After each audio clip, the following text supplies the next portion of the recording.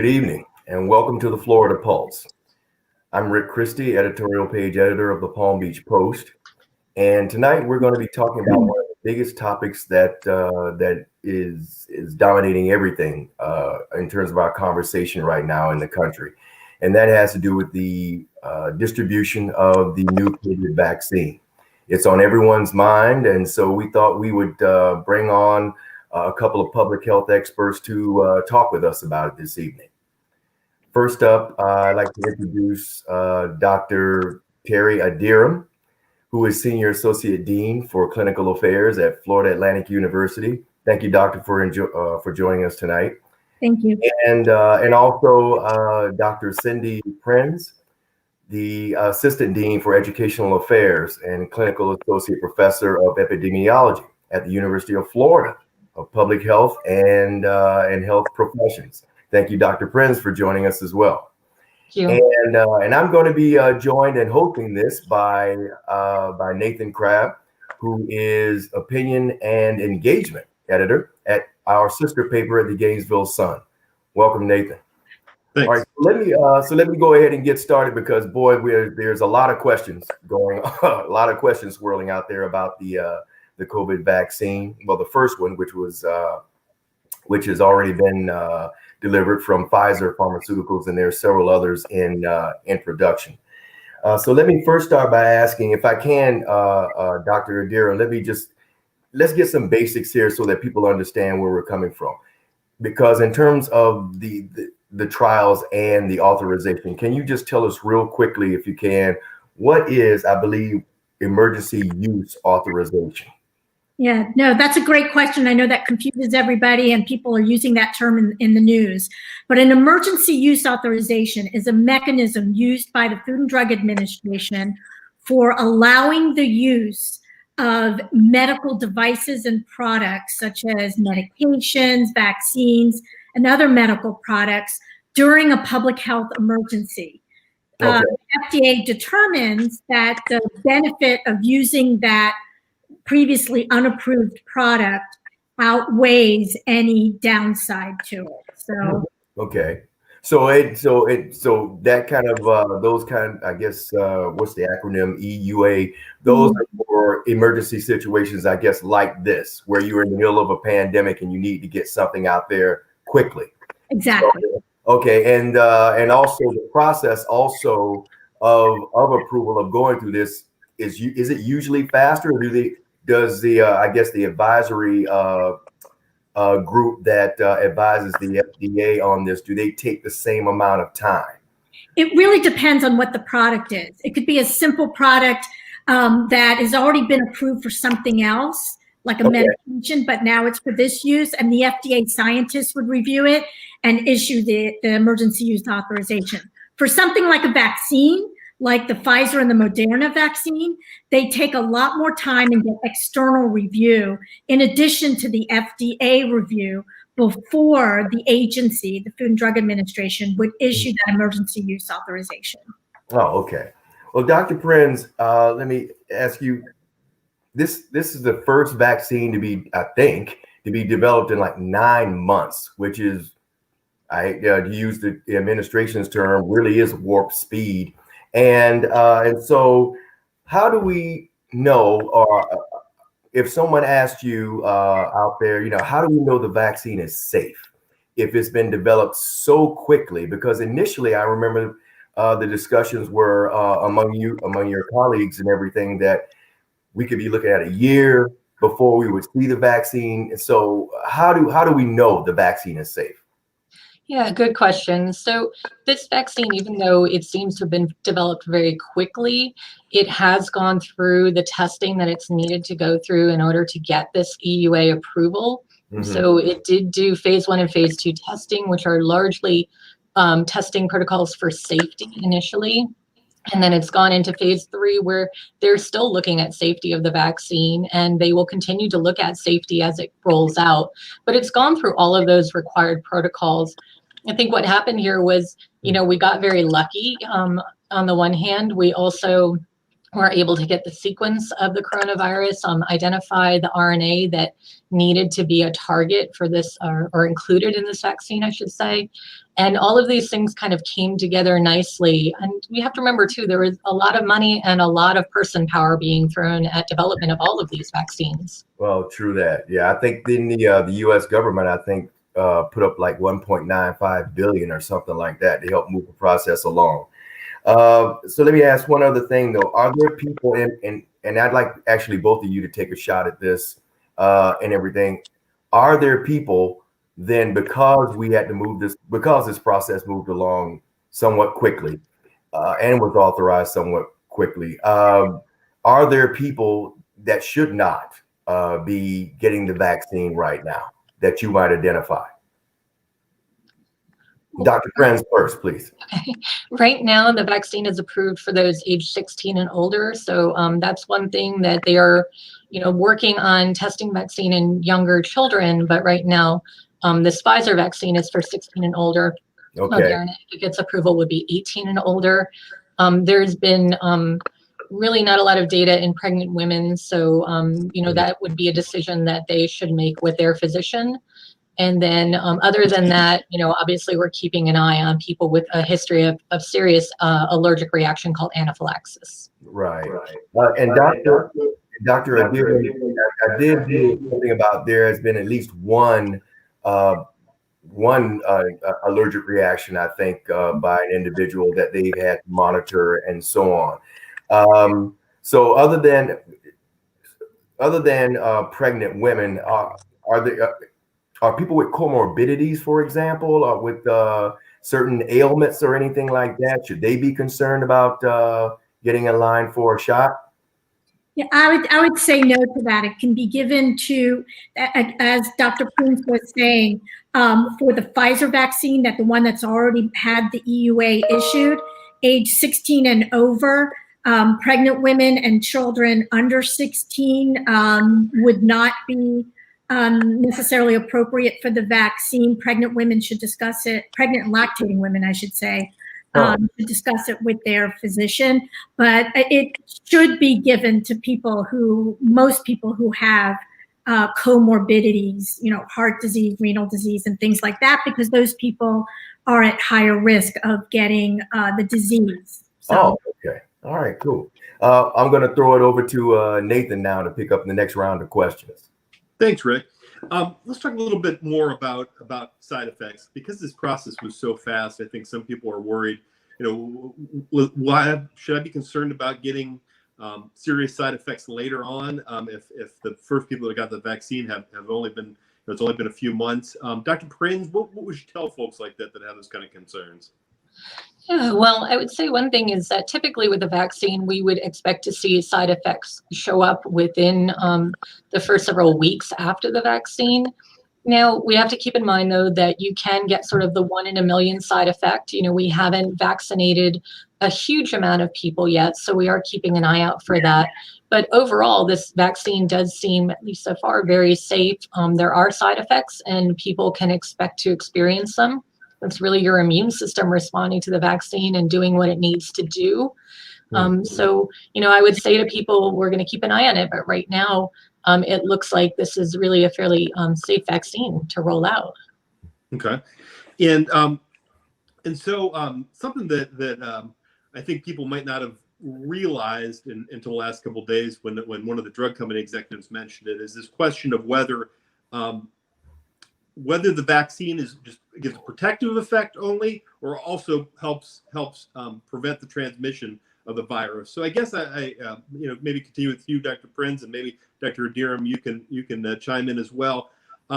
What should we expect for that? Is that something that we're still figuring out in terms of whether after we get the vaccine are we just protecting ourselves, or are we also preventing the spread of it? And what should we be planning to do for the foreseeable future? I mean, I guess I'm asking, should I be throwing that mask away right away after I get the vaccine, or holding on to it for a while? Dr. Prinz?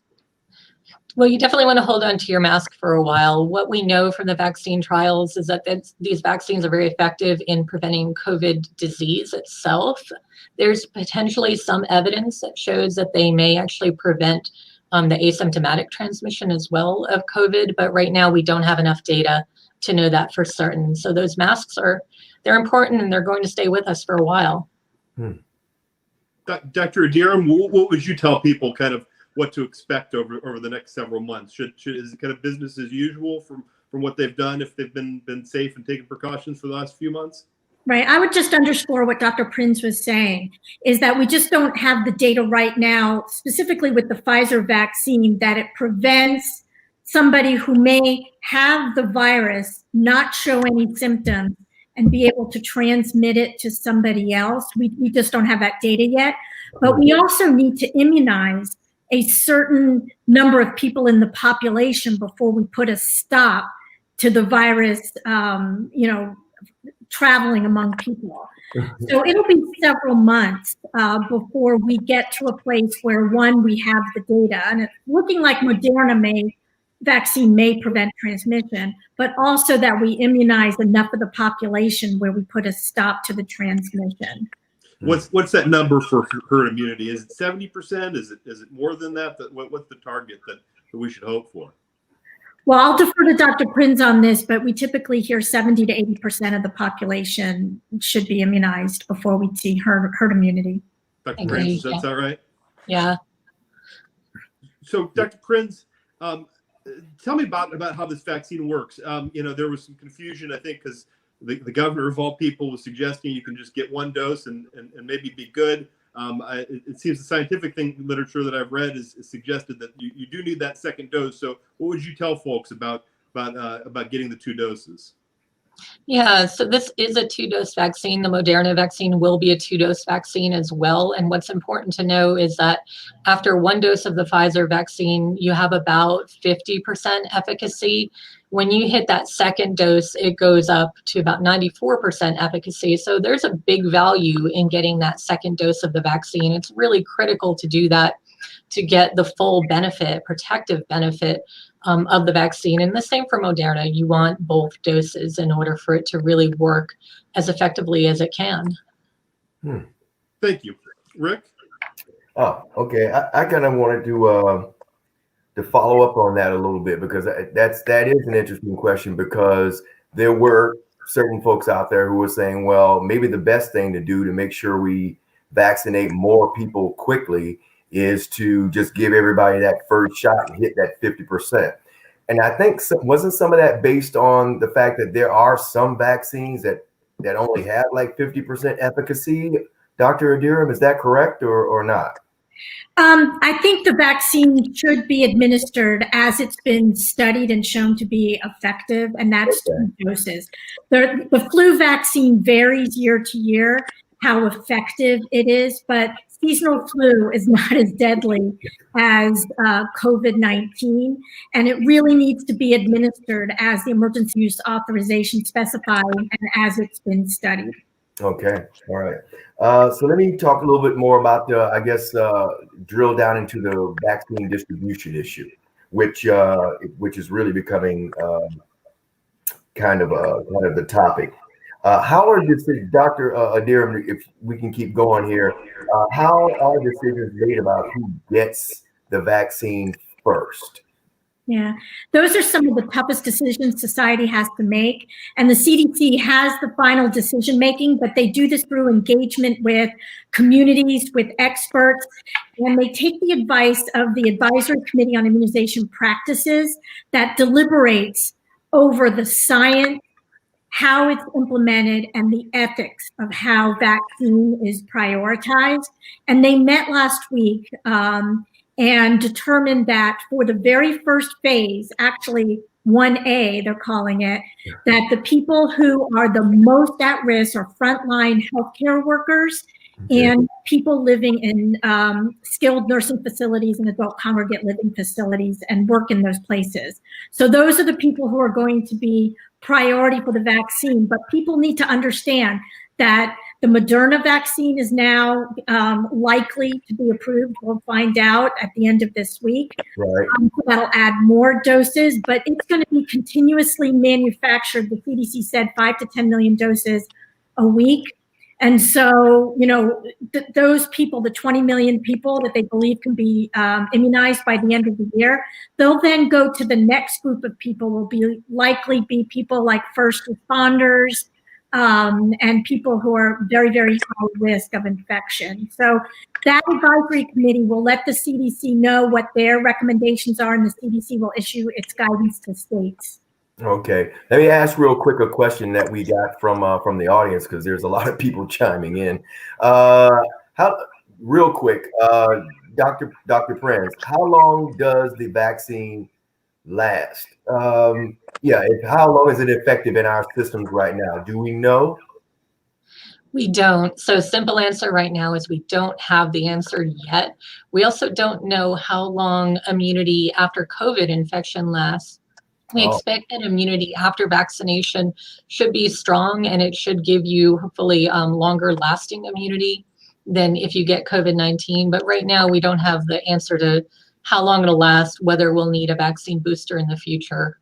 Okay, so you're telling me if I wanted to be a tough guy and just say, hey, I'm gonna expose myself, get COVID-19, and I'll survive it, that even if I go through and do all of that, I'm still not going to be as protected as if I got the vaccine. Right. I would say that, be a tough guy by getting vaccinated. I think that's the preferable method. And, certainly we know that if you get COVID-19 disease, there are a whole host of other things that can happen down the line, long-term effects, and you don't want that. Yeah. Okay. Just throwing it out there because there's a lot of crazy stuff being said by people right now. And let me ask another quick one from another reader in Brevard before I get back to our regular questions. And they were asking if either one of you could answer, what about multiple sclerosis, a disease like that? Is it okay for someone with MS, diagnosed with MS, to be vaccinated? Yeah, I think that's a really great question. And with regard to somebody's specific condition, they really need to have a discussion with their physician before getting the vaccine. Got it. Okay, same thing as what you were saying earlier about pregnant women, that they should consult with their doctors first. Okay. Do we know how our vaccines are being distributed in the state yet? I know that's Dr. Brands first. Do we really know that yet? Beyond what Dr. Adiram had said about healthcare workers and which we all know frontline healthcare workers and people in skilled nursing facilities. Do we know beyond that how it's going to be distributed? So actually, I'm going to pitch to Dr. Adiram because I think she's very, very familiar with this. Okay.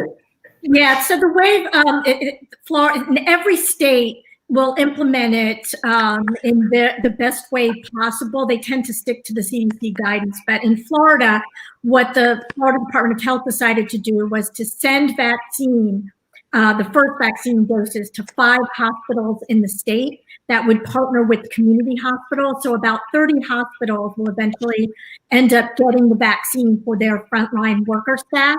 Okay. I know also the Department of Health and Human Services and the federal government contracted with Walgreens and CVS to administer the vaccine to adult congregate living facilities and skilled nursing facilities. Mm-hmm. And so that's happening in our state. I know in Palm Beach County, I'm aware of the facilities that are going to be serviced by CVS. They're going to actually go out to those nursing homes and immunize the workers and the residents of those nursing homes. And I believe that in 2 other counties, Pinellas and Broward County, they're going to also vaccinate specifically people in nursing homes. So that's the first phase, the first tranche of vaccine and how it's going to be distributed. Okay. And Rick, if I might chime in there, what about after that? I guess what I'm hearing from kind of the average person is, how do I know when I get the vaccine? Where am I supposed to go to get the vaccine? I mean, are all these decisions still up in the air, or is there a roadmap that's out there that people can refer to?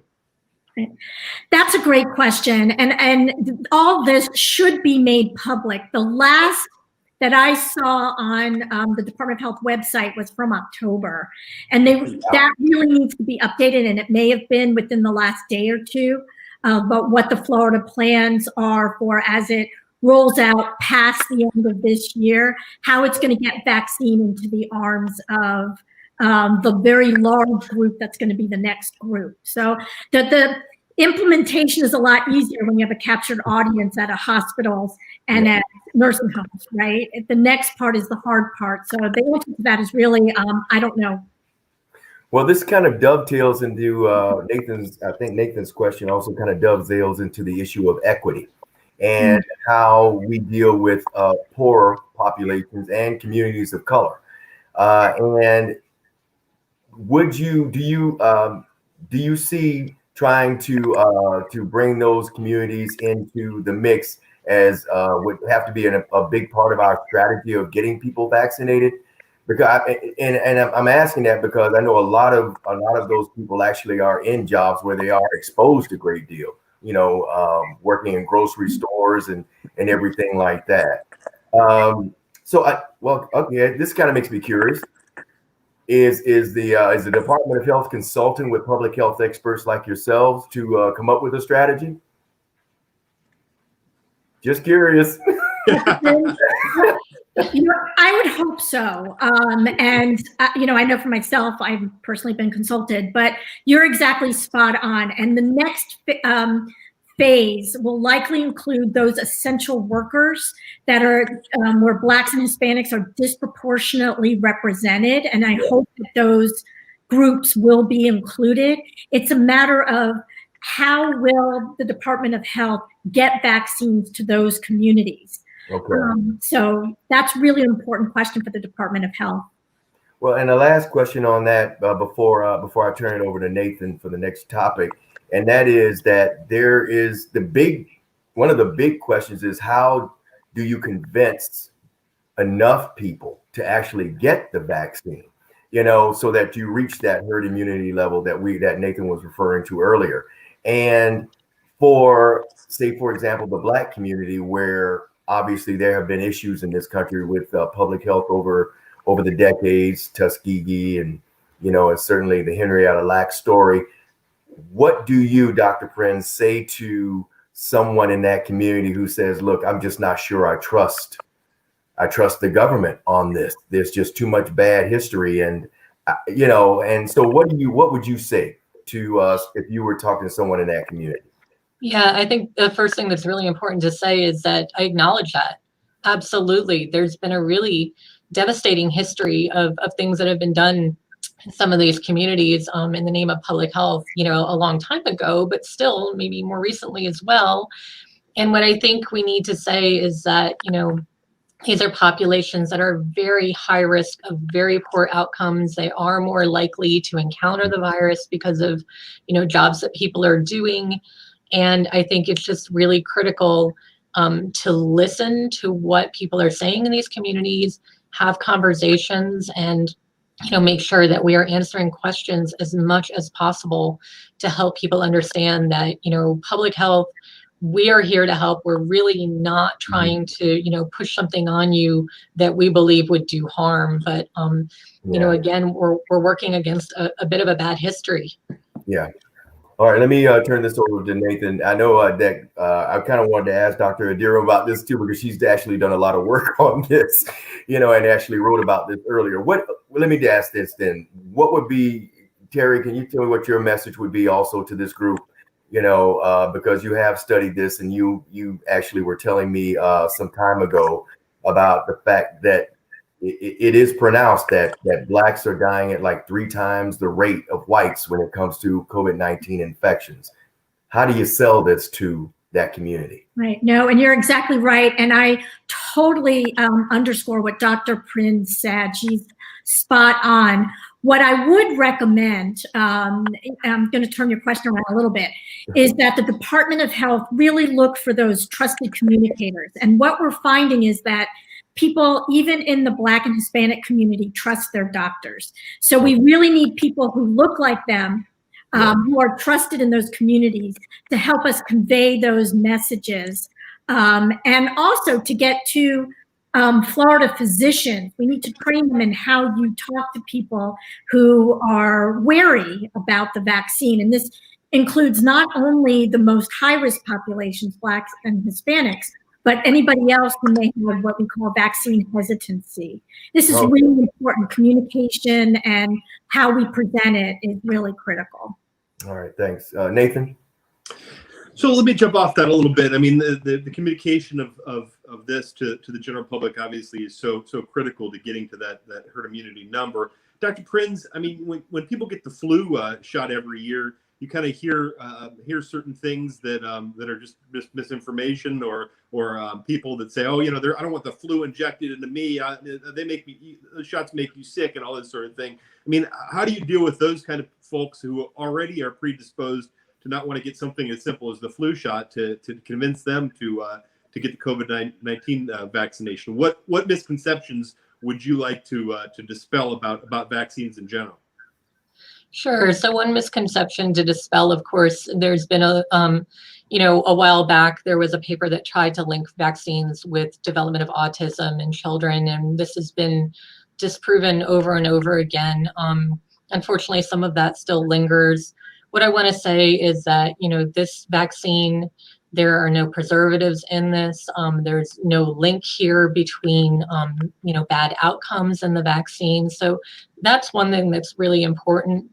I think another thing that's really important for people to understand is that when you get a vaccine and you get a reaction, you get symptoms that may seem a little bit like the disease itself, but that doesn't mean you have the disease. The vaccine is not giving you COVID. It can't, because it is not COVID-19. It is one small protein, or actually an RNA that will code for a small protein of the COVID-19 virus. And so that reaction that you get, the fever and, even some of the pain and redness and such, that's your immune system doing its job. It is working to develop a reaction against something that it sees as not belonging there. And that's what you really want it to do. Right. So you mentioned RNA, the mRNA, and I guess, for a layperson like myself that's not in the scientific community, and either of you can answer this question, they see that this is something new and different, and of course that just makes the concerns are even higher. What would you tell folks about how this vaccine is different from other vaccines, and whether that's an issue that they should think about? Yeah, so this vaccine, it's not something that's actually brand new. This vaccine is something that the science has been, underway for probably about 3 decades now. We've learned a lot over those 3 decades, and I think that we've learned things that have really made it the right time now for this vaccine to be one that could finally be produced that would be both safe and effective. So that's really important for people to know. The technology, we keep saying it's new and we keep saying it's fast. The messenger RNA is just a little piece of coding. When it goes into your cell, it's not going anywhere near the nucleus. It's not going into your DNA. It's not going to stick around for very long. It's going to make that protein. That protein can't do anything by itself, but the protein will be kind of shown on the outside of the cell, or when the cell eventually dies on its own, the protein can get released. And then your immune system can go in, recognize that, and then, make the reaction that you need. That later on, if you see that COVID protein again in your system, well, your immune system is going to say, this doesn't belong here. I need to get rid of it. Gotcha. Well, I think we're starting to wind down on time. Rick, is there any other questions from the chat or anything else that we should hit before we start to wrap up? Oh, sure. I can. We've got plenty of questions. I was going to say, if one person was asking, if a person has an autoimmune disease, takes prescriptions that lower the immune system, how would the vaccine affect them? Would they be a good candidate for the vaccine? Dr. Adair? Yeah, that's a really great question, and it's a complicated question. And so that's why I always advise people to talk to their physician, because then they know exactly how immune suppressed somebody is, whether or not they can develop a reaction, and whether it's advisable that they take the vaccine. So I think that's a question that I would have somebody, one-on-one with their physician and have that discussion. All right. So anyone with any type of comorbidity, I guess, or a disease or something like that, should consult their or condition, I guess, should consult their physician first, you would think. Right. I would say if any immune type condition or multiple sclerosis and autoimmune disease. I think if somebody had diabetes, high blood pressure, you know, that a cancer patient or something as well. Yet the cancer patient should, if they are still undergoing therapy, they should talk to their physician. But it's likely they'll be able to get the vaccine, but they should definitely consult with their physician about it. Okay. And one question that I think that I've heard a lot out there is for children. I mean, how far off are we before school children start getting vaccinated? So they are starting to enroll younger participants in these vaccine trials, but you know, with the understanding that it takes some time for those results to get presented and then for the data to be reviewed. And so I think we're really not looking at getting children vaccinated probably until summertime or maybe even a little bit later, just depending on how those results go. Oh, okay. So, I mean, it sounds like from the timetable from all this that all of us that are starting to plan summer vacations maybe should cool our jets a little bit and see how these next few months go. Yeah. I would. And really, hopefully, you know, people really take this up and that the distribution and getting vaccines in arms, you know, really works out so that by the end of the summer, early fall, we're in a much better place.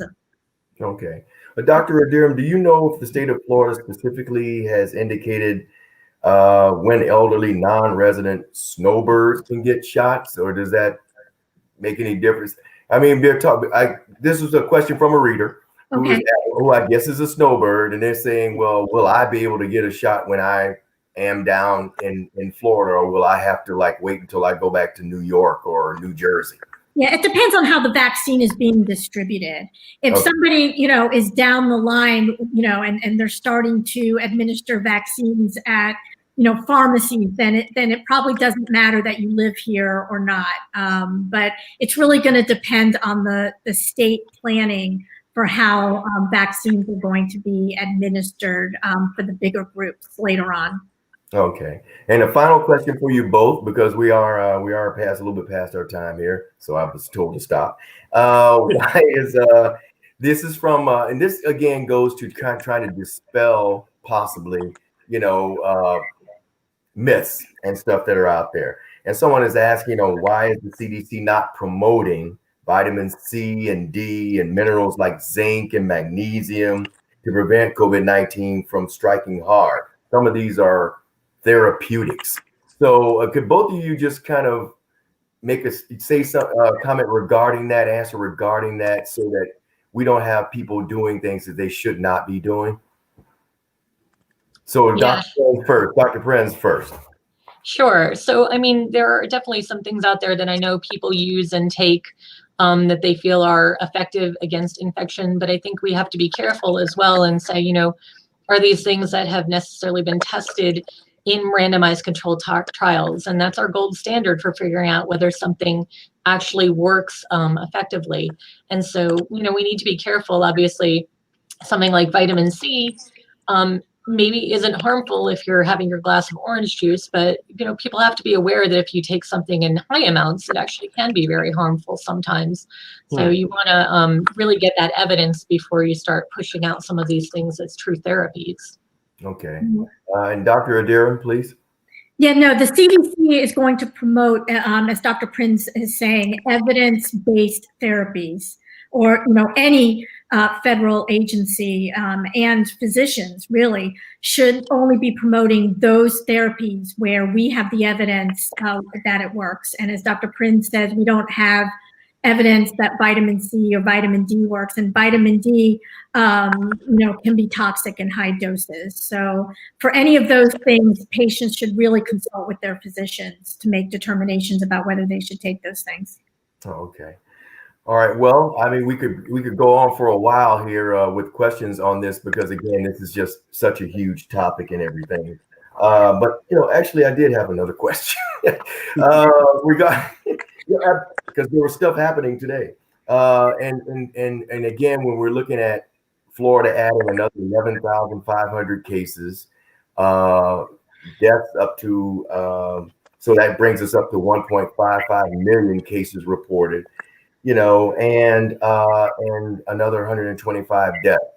And so I mean, that's one of the reasons why we're talking about this, because when you boil it down, it's not just a matter of people getting shots and stuff. There are people who are actually dying at this. And as Dr. Adira mentioned earlier as well, this is far more deadly than the flu, and which it has proven to be. So when I wanted to ask about any issues regarding, have you guys heard about any issues regarding production? Because I heard that Governor DeSantis, I believe, mentioned that Florida is having an issue with Pfizer's production, that they're not going to get a certain amount of Pfizer vaccine as early as they thought. That's what he said, because apparently Pfizer is having production issues. And I have not been able to find that anywhere about Pfizer having production issues. Have either of you heard that? I just wanted to be clear on that one. Yeah, I believe that there's been some media attention to the fact that certain reagents and other products that are needed to make the vaccine are not as available.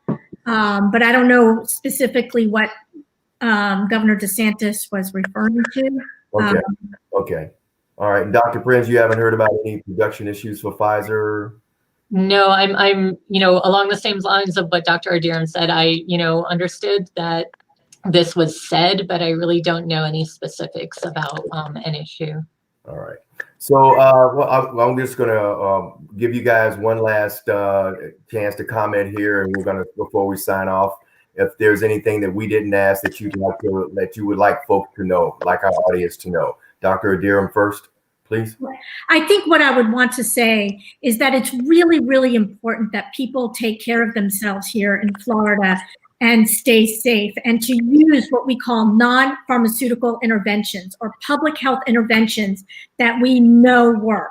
They include wearing masks, avoiding indoor establishments, public establishments, staying home as much as possible, and maintaining distance from other people.